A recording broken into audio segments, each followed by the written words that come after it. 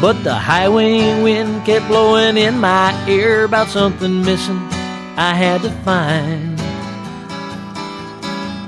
So I handed my notice and I walked out the door, and I followed the signs, and the signs tell me where I gotta go, and the signs... Well, if you're talking about following the signs, it's something you always try to do, and when you look at what you should do next. What am I doing now? Is that working for me? Is there something that could work better? So with all this migration that I was doing, pre-family, during family, post-kids, it's like, is this necessarily what I need to be doing now, and how's that play out into the future? Those are things that, whether or not you're actively thinking about them, there's things that are, this is always gnawing at you, I find. Follow the signs, yeah, you have got to read in between the lines and follow the signs. So music was something that, of course, is dear to my heart, still is. I chose to follow it in terms of writing songs and playing and performing. So you do what you can with that. You find the gigs, you find the venues to perform, and in the meantime you have to make a living. Now, in the younger days, that's not much of an issue. You don't need a whole lot. You just need your guitar, you try to write as much as you can and get out to play. That's what I did. That went on I did a record called The Way in 1994, an album called Duality in 2000. Prior to doing Duality, it's like I needed a little bit of financing for that. So I did what a lot of people around here do. I went out and I did seismic work. Essentially, I was what was known as a jug hound.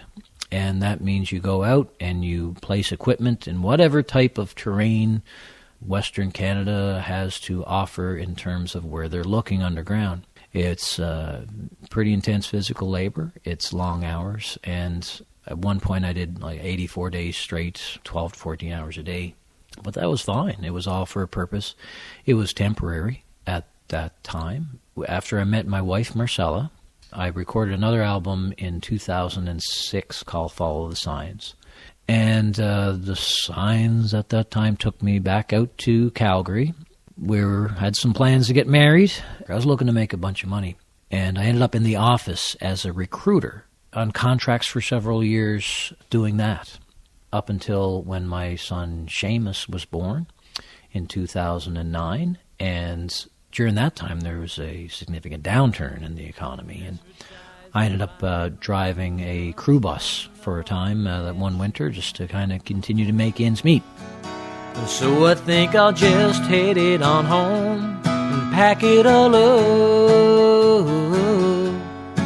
Looks like moving on is the only way that I'll move up.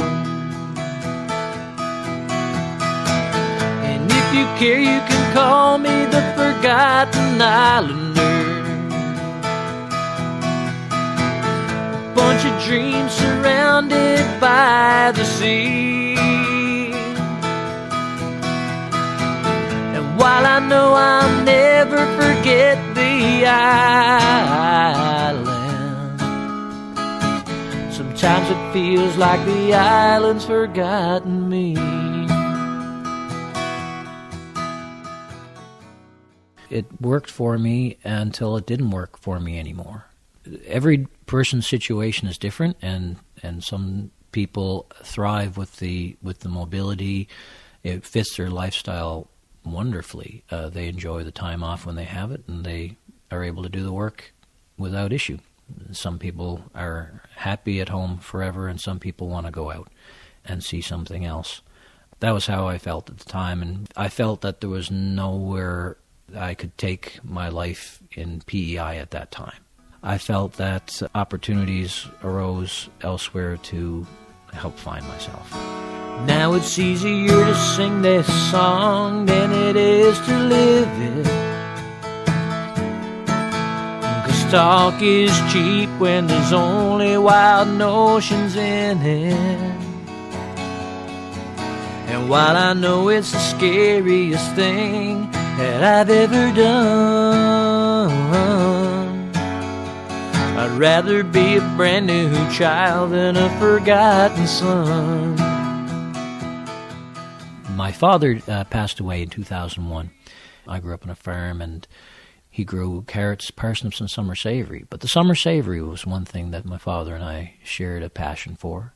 I continued to grow the summer savory, so after he passed away in 2001, I would come home in the summers and work the land and grow the summer savory. How tough was it to get back on that plane and go out west after a summer of being home? It was easy when you're younger. I was always looking forward to the next adventure. When things really changed is when Seamus was born.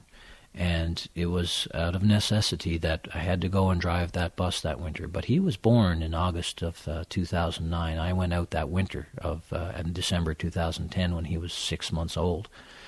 That was the hardest thing, getting on that plane at that time, I'll tell you that. At that time was when, okay, we got to figure something out here. We got to make a change. And if you care, you can call me the Forgotten Islander. A bunch of dreams surrounded by the sea.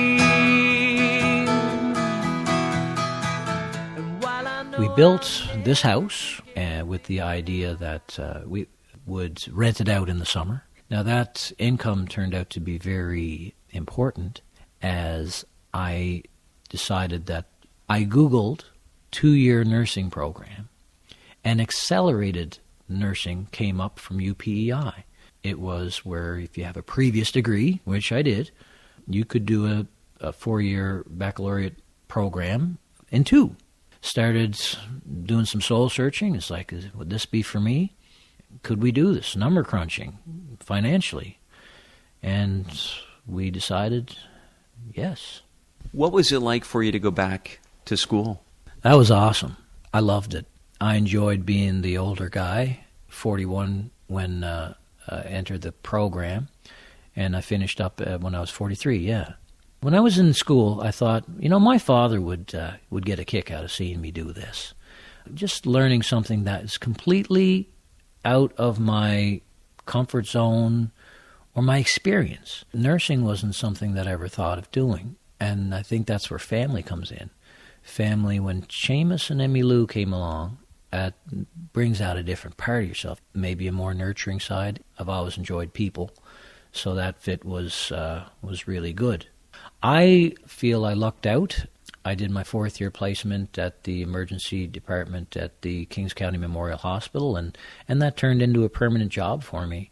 So it was a perfect place to learn a lot about nursing, both your skills and so much variety of what you see that comes through the doors that people are coming in with in various states of health and crisis, and can be anything. It could be somebody in full cardiac arrest. It could be trauma coming in, people with depression, anxiety, people palliative, end of life. It's interesting. It's a privilege, and I don't use that word lightly. Having never seen this side of things and then coming to it a bit later in life, I suppose, than most, I think it informs how you want to live your life. Where does music sit for you right now? Well, music sat way back of the back burner. When I started nursing school, my kids were 2 and 4. So you had young children, you had nursing school. Accelerated nursing is very intense. And so now music is starting to come back, I'm happy to say. And I found that nursing is an endless well of inspiration for songs that I'm working on now. And you're actually going to share a song with us right now that was inspired by your work as a nurse. Why don't you tell us a bit about the story behind the song? You speak to a lot of people in the course of a day. A lot of people, unfortunately, are in ill health, and some are at the end of life.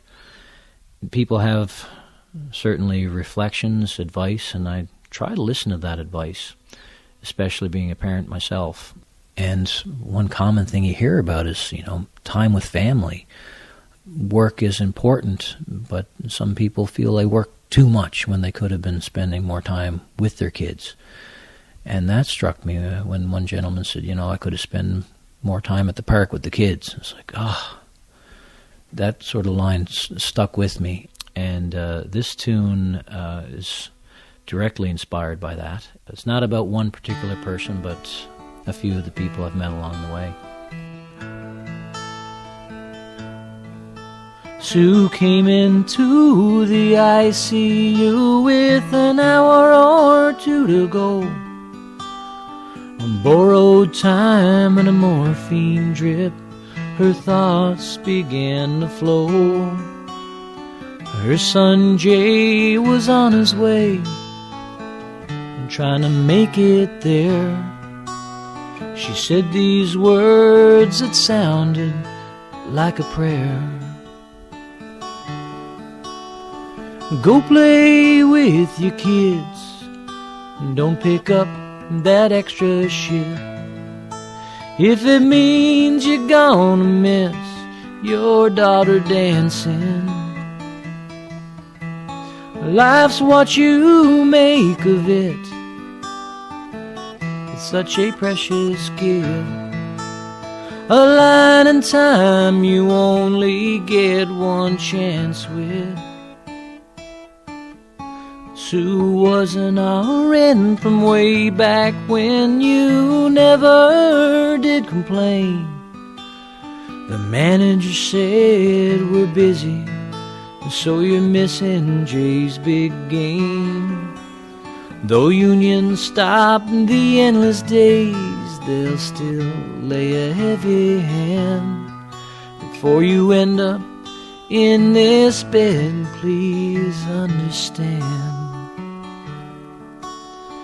Go play with your kids, don't pick up that extra shit.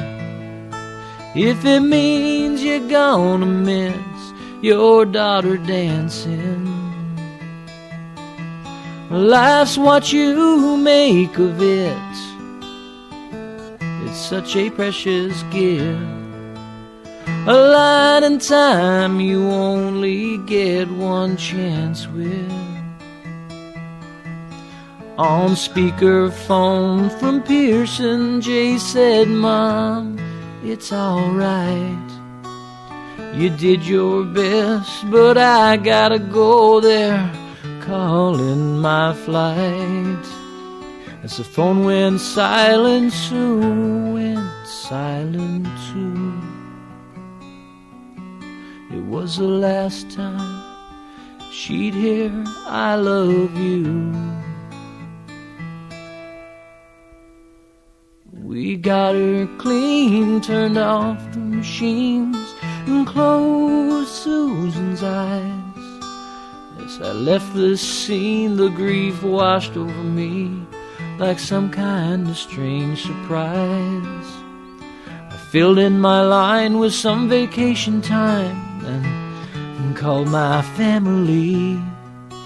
Said, pack your bags, we're heading for the sea. And go play with your kids, and don't pick up that extra shit. If it means you're gonna miss your daughter dancing, oh, life's what you make of it.